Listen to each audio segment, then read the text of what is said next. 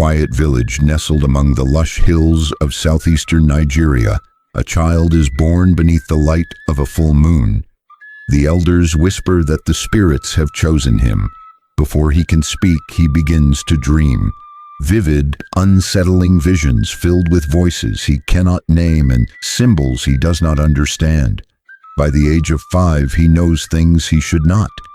He speaks of ancestors long gone. He avoids paths where danger lurks, even when no one else can sense it. The villagers watch in awe. The elders nod silently. The child is marked. The spirits have called. He will become Dibia. Among the Igbo people, the Dibia is not merely a healer or a priest. They are vessels of divine wisdom, intermediaries between the earthly and spiritual realms. In a world where everything is connected, land, spirit, human, and ancestor, the Dibia stands at the crossroads. They are born, not made. The belief runs deep that before a Dibia enters this world, their spirit makes a pact in the realm of the ancestors. This calling is not something one chooses. It chooses you. And ignoring it can bring sickness, confusion, or even madness, for the spirits do not like to be denied. Traditionally, when a child begins to show signs, unusual knowledge, sensitivity to unseen energies, prophetic dreams, the elders consult the oracles. They throw kola nuts, read the cracks in tortoise shells, or scatter sacred chalk to read the hidden patterns. If the signs are confirmed, the child is set apart. Their destiny has been revealed. From that moment, their life changes. They are no longer just a member of the village. They are a potential keeper of sacred knowledge, someone whose life must be protected and nurtured. They may be sent to live with an elder Dibia, where they begin the long journey of learning the mysteries of the world beyond the physical. The origin of the word Dibia reveals much about their role. Dai means owner or master, while Iba refers to secret or hidden knowledge. The Dibia, then, is the master of mysteries, the one who holds the keys to the unseen. They are the repository of the community's deepest wisdom, passed down orally from generation to generation. In pre-colonial Igbo society, their presence was essential.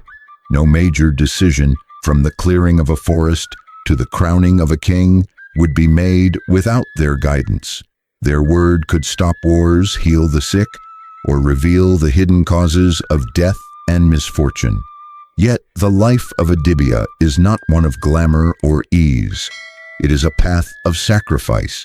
They must obey strict taboos. Their bodies are often marked by ritual, their homes ringed with protective charms. They live in close communion with spirits and must constantly maintain spiritual hygiene through prayers, libations, and offerings. They are called upon at all hours to interpret dreams, to locate stolen items, to cure spiritual illnesses that modern science cannot explain. Their power is not theirs alone. It is borrowed from forces greater than themselves, and those forces must always be respected.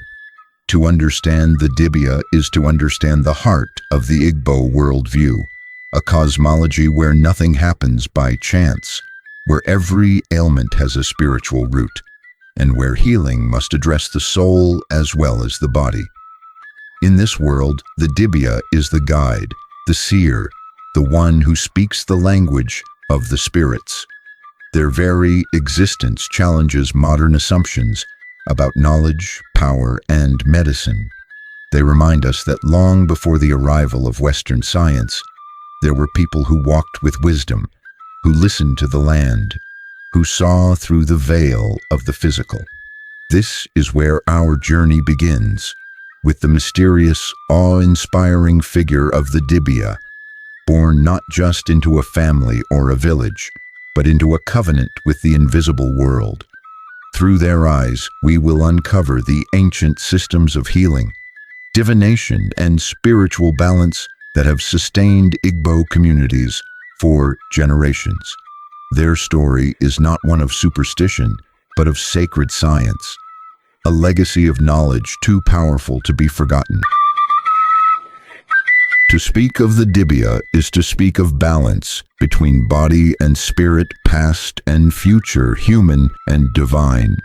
In traditional Igbo cosmology, illness is never just a physical ailment.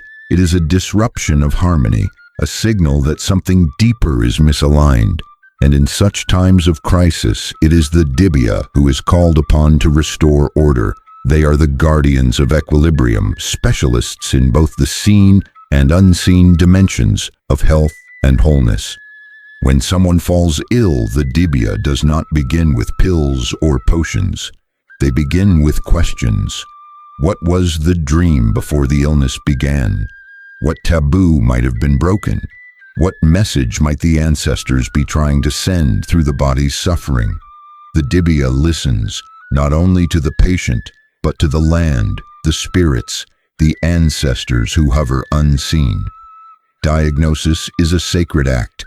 Through ritual, divination, and insight, the Dibia seeks not just the cause of illness, but its origin in the fabric of the patient's spiritual life. But they are more than healers of individuals. The Dibia also heal communities. In times of collective misfortune, drought, crop failure, mysterious deaths, it is they who are summoned to uncover the spiritual cause. Sometimes it is found in an ancestral offense left unaddressed, or in the anger of a deity whose grove was disturbed. Other times it is the work of malevolent forces, jealous neighbors, dark spirits, or broken covenants. The Dibia steps into this chaos like a mediator, using rituals to appease, to reveal, to restore. Divination is perhaps their most renowned skill, and it is here that their power as spiritual interpreters becomes most visible. Using sacred tools, from the casting of cowries to the reading of kola nuts, the Dibia opens portals into deeper knowledge.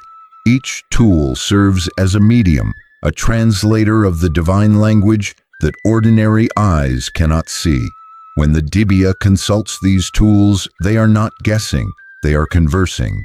Every fall of the kola nut, every position of a cowrie shell, is a word, a phrase in the language of the spirits. These readings are not vague prophecies, they are precise, often startlingly so. A Dibia might identify the exact moment a spiritual imbalance began, or the specific ancestor who must be appeased. They may prescribe a ritual involving particular herbs, offerings, or acts of reconciliation. Through their readings, they connect the present to the past, the material to the metaphysical. In this way, the Dibia functions not just as healer or prophet, but as translator between two worlds. Their understanding of herbal medicine is equally profound. The forests and fields of Igboland are living pharmacies, and the Dibia know them intimately. They speak of plants not just by their physical properties, but by their spiritual essence. One herb might draw out fever, another might ward off evil spirits. Another still might be used in initiation rituals, its scent opening the third eye to spiritual visions. This knowledge is often guarded closely, passed down only to worthy apprentices. For in the hands of the uninitiated, these herbs can be dangerous, but in the hands of a Dibia, they are sacred tools of healing and transformation. It is this fusion of herbal science and spiritual insight that makes the Dibia so revered. They do not treat the body in isolation from the soul. They treat the human being as a whole, as a spirit housed in flesh, connected to family, land, and cosmos. When they mix herbs, they pray. When they lay hands on the sick, they chant invocations. When they diagnose, they are not just diagnosing. They are negotiating with unseen forces, pleading, commanding, reconciling. The Dibia also serve as peacemakers and judges. In cases of conflict, land disputes, or accusations of sorcery, They are often called upon to uncover the truth through spiritual means. Their authority is such that their word can settle matters that might otherwise tear communities apart. This is because the Dibia is seen as someone who does not speak for themselves, but for the spirits, for the ancestors, for the gods, for truth itself. In every village, the presence of a Dibia brings a certain stillness, a gravity. People speak of them in hushed tones, not out of fear, but out of reverence. Their compound is often marked by sacred symbols, their staff of office, the ofo, placed where spirits can recognize it. Children are taught to respect them. Elders consult them before making major decisions. And even skeptics, those swayed by modern religions or science, think twice before dismissing them outright. Because in the world of the Igbo, the Dibia is not just a person. They are a system of memory, a guardian of stories, of medicine, of spirit. They hold the knowledge of how to heal not just the body, but the cracks in the soul of a people. Their work is not simply to cure, it is to balance, to align, to bring all things back to harmony. And in a world increasingly fragmented, their wisdom feels not just ancient, but urgently relevant. To the untrained eye, the Dibia's tools may appear simple: seashells, pieces of wood, sacred chalk, kola nuts. But in the hands of the initiated, these are instruments of profound communication, keys to mysteries hidden beneath the surface of ordinary life. In the Igbo spiritual system, reality exists in layers. There is the world of humans, the world of ancestors, the world of the deities, and the world of spirits and unseen energies. The Dibia moves between these realms, and their tools are how they listen and speak across the veil. Among the most iconic of these tools is the kola nut, a small reddish-brown fruit with a bitter taste and profound spiritual weight. The Igbo say that he who brings kola brings life, and for the Dibia, the kola is far more than a gesture of hospitality. It is a sacred object used to interpret divine will. When broken open and cast upon a divination mat, each piece tells a story. The pattern they fall into reveals truths about a person's path, their relationship with their ancestors, and the energy surrounding a question or event. Certain configurations are auspicious, others are warnings. The Dibia reads them not as a matter of chance, but as a conversation unfolding with spirit. Similarly, the use of cowrie shells in divination is a practice steeped in symbolism. Each shell, once used as currency across West Africa, now serves as a medium of energetic exchange between the Dibia and the unseen world. Arranged in specific numbers, thrown in ceremonial fashion, and interpreted according to long-held spiritual codes, the cowries function as divine messengers. They answer questions with precision, sometimes bluntly, other times with nuance. The Dibia must be both intuitive and disciplined to understand their messages, trained to recognize the difference between an omen and a blessing, a warning and a reassurance. Another central tool is the ofo staff, a small yet powerful object often carved from sacred wood, sometimes adorned with beads or symbols. The ofo is a symbol of spiritual authority, ancestral approval, and ethical truth. It is not used for casual purposes. When a Dibia holds the ofo, they invoke not just their own insight, but the weight of generations before them. It is a staff of justice, a spiritual compass that points not north or south, but toward truth. When pronouncements are made while holding the ofo, they are binding, not because of human power, but because of spiritual endorsement. There is also the ritual chalk known as nzu, white and soft, used to mark symbols on the body, the ground, or the sacred mat during divination. Nzu represents purity and spiritual clarity. It is applied to invoke the presence of the divine, to open the channels through which spirits might speak. The Dibia may use Nzu to draw ancient Igbo symbols on a patient's skin, each mark forming part of a language older than writing. These symbols become portals, channels through which energy flows, healing begins, and messages emerge. Even sound plays a role in divination. Certain drums, gongs, and chants are used not only to accompany rituals, but to shift the vibrational energy in a space, making it conducive for spirit communication. The Dibia might chant in a mixture of Igbo and spirit language, syllables not taught but received through dreams and initiation. This is how the spirits are summoned, how ancestors are invoked, how the air is made to vibrate with the voice of the divine. What makes these tools sacred is not the material they are made of, but the intentions and energy infused into them. A cowrie shell becomes more than a shell when it is consecrated, spoken to, and used as a gateway. A piece of kola becomes a map when it is broken with reverence. These items are not passive objects. They are alive with spiritual potential. To misuse them is to offend the spirits. To use them correctly is to tap into a current of ancestral wisdom that stretches back through centuries. Training to use these tools is rigorous. It requires years of apprenticeship under a seasoned Dibia, as well as direct guidance from the spirit world. One cannot simply learn from books or observation. Some knowledge is only revealed in trance states or through spiritual initiation, when the apprentice becomes receptive to hidden truths.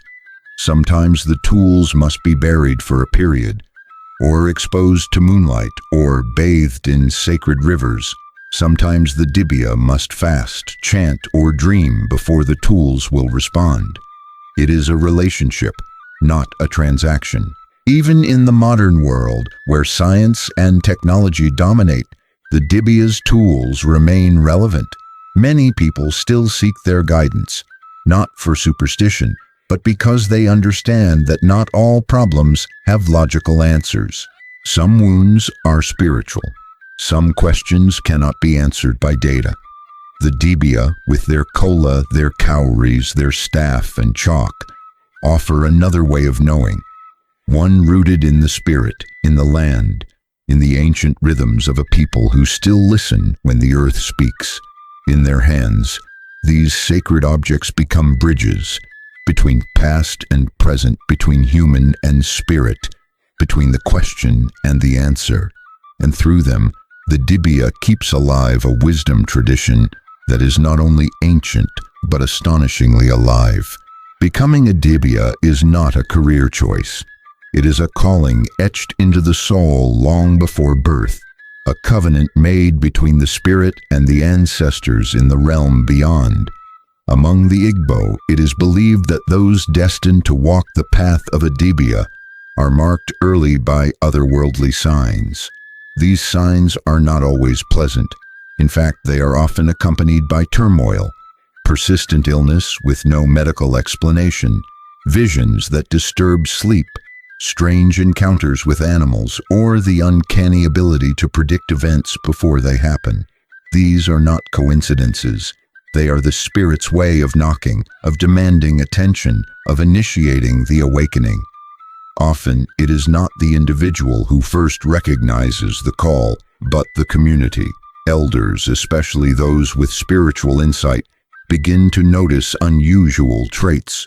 The child might talk to themselves, avoid crowds, or sit still for hours as if in meditation. In such cases, a consultation is made with a senior Dibia or oracle. Through divination, the truth is confirmed. The spirit of the child has been chosen. What follows is not a celebration, but a solemn acceptance.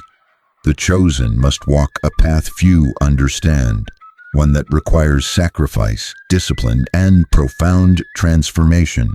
The initiation of a Dibia is a sacred and highly guarded process. It begins with separation. The initiate is removed from everyday life and placed under the tutelage of a master Dibia. This period, which can last years, is not just about learning rituals or memorizing herbs. It is about breaking down the ego, purifying the body, and reorienting the soul to the unseen world. The initiate is taught to listen to the silence between words, to read the signs in nature, to dream consciously and decode messages from ancestors. Their senses are sharpened, their energy cleansed, their mind trained to recognize subtle spiritual shifts that others miss entirely. Much of the knowledge is transmitted orally, through story, riddle, and ritual. The apprentice must prove not only their memory, but their spiritual maturity. They may be asked to fast for days, to live alone in the forest, to observe strict taboos. In many cases, they must undergo spiritual trials, dreams in which they face their fears, symbolic deaths in which they are stripped of all identity, and rebirths in which they emerge under a new name, no longer a mere mortal, but one accepted by the spirits as an intermediary. One of the most profound moments in the initiation is the awakening of the inner sight, the spiritual vision that allows the Dibia to see beyond the physical. This awakening often comes during trance rituals, induced through chanting, drumming, and invocations.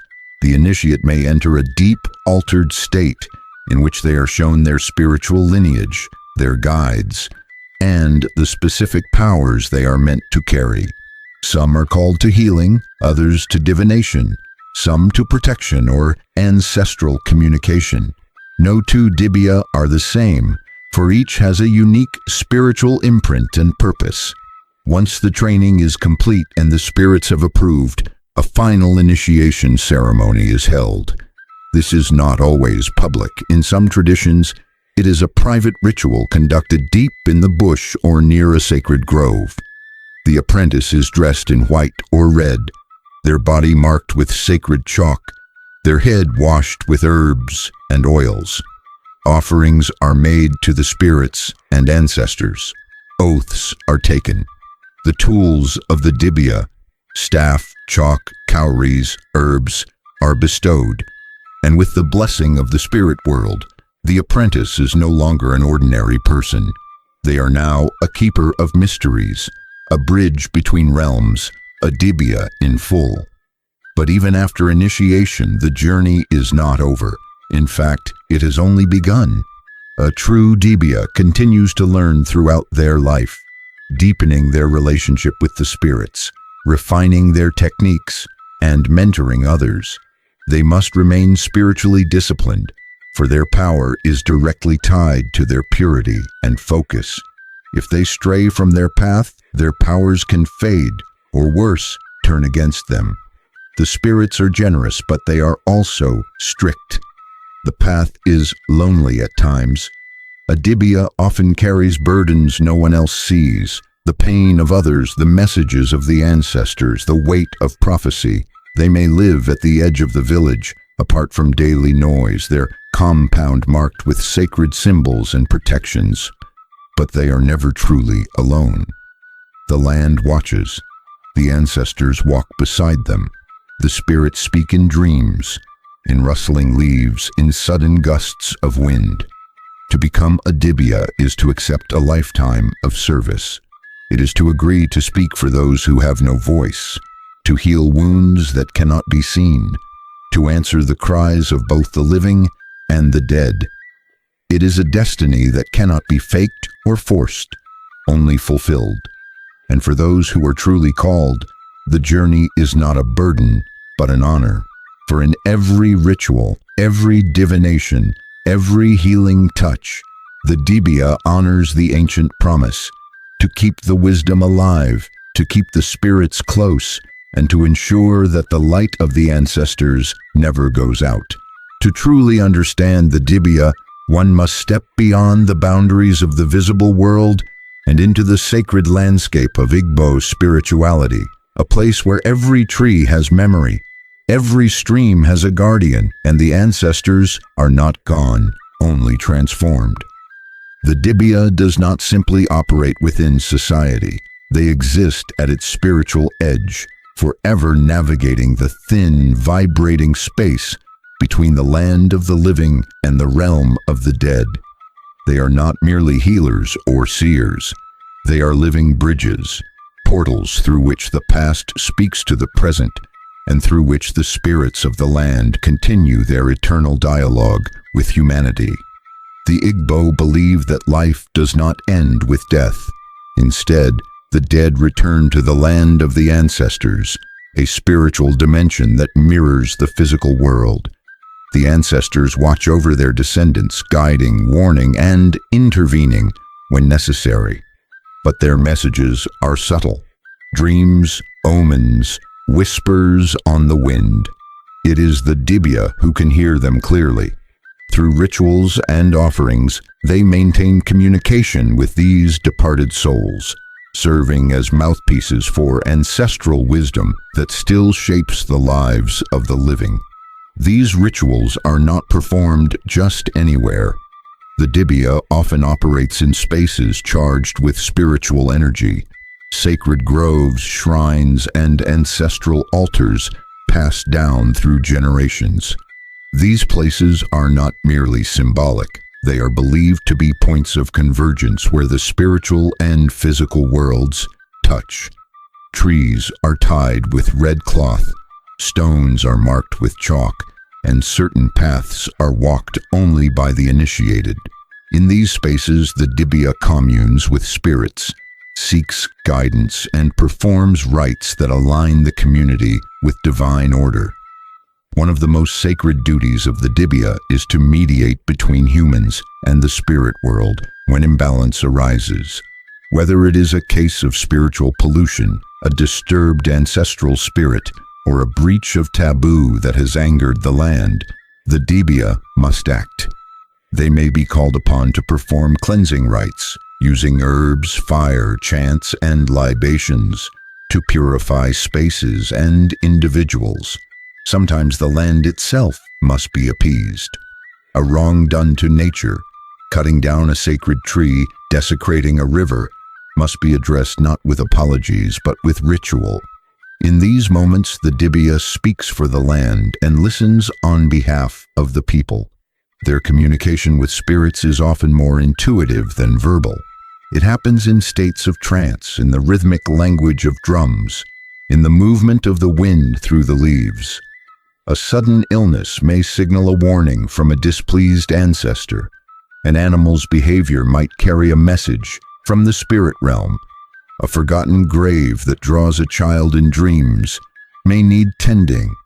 The Dibia reads these signs, interprets their meaning, and translates them into action. Their world is animated, alive with meaning and message. The connection between the Dibia and the land is deeply reciprocal. Just as they draw power from sacred places, they also protect and nurture them. Many Dibia are custodians of sacred groves, guardians of hidden knowledge about where rare healing plants grow, or caretakers of ancestral shrines whose history spans centuries. In a time of deforestation and environmental destruction, their presence becomes even more vital. They are not only spiritual leaders but ecological stewards, preserving the balance that modern development often disrupts. In this way, the Dibia embodies a worldview that sees no hard division between nature and spirit, between life and afterlife. Their existence challenges the modern obsession with linear time and material logic. For them, the past is not behind us. It walks beside us. The spirits are not myths. They are neighbors. The land is not just earth. It is memory, energy, and the living breath of the ancestors. In every consultation, every ritual, every quiet moment of meditation beneath a sacred tree, the Dibia fulfills their role as a living bridge. And through them, the Igbo world continues to pulse with a wisdom that is both ancient and enduring. The path of the Dibia is not one walked for power, praise, or recognition. It is a burden of sacred responsibility carried with humility and reverence. In every ritual, they echo the voices of the ancestors. In every healing, they restore not just bodies, but destinies. Through them, the ancient pulse of Igbo cosmology continues to beat, steady, wise, unbroken. In a world that too often forgets its roots, the Dibia remind us of a truth we carry in our bones, that spirit and matter are not separate, and that healing must touch the soul as much as the skin. These mystics and healers are more than cultural figures. They are vessels of memory, guardians of equilibrium and custodians of wisdom older than books. And as the modern world races forward, their role becomes more vital than ever, to remind us to pause, to listen, to connect with the land, with our dreams, with those who walked before us. Through their chants and their herbs, their divination and their silence, they protect a way of knowing that the world cannot afford to lose. As you leave this space and return to your own path, may the spirits walk gently beside you. May the ancestors bless your footsteps. May the winds that once carried messages to the Dibia carry peace to your home. May the sacred kola open doors of opportunity, and the cowries fall in your favor. And if you are ever lost, may the wisdom of the old ones guide you back into alignment with your purpose. May you be well in body, rich in spirit, and clear in vision. Thank you for staying with us until the very end of this sacred journey. Your presence here is not an accident. Perhaps the spirits led you to these words. If this touched your heart, opened your mind, or stirred something ancient within you, we invite you to share your thoughts in the comments below. Your voice is part of the story. If you'd like more stories that honor ancestral wisdom and cultural truth, tap that subscribe button. And if this moved you, give it a like. It helps more souls find their way to this space. Walk in light, be rooted in purpose, and until we meet again, may the ancestors always walk with you.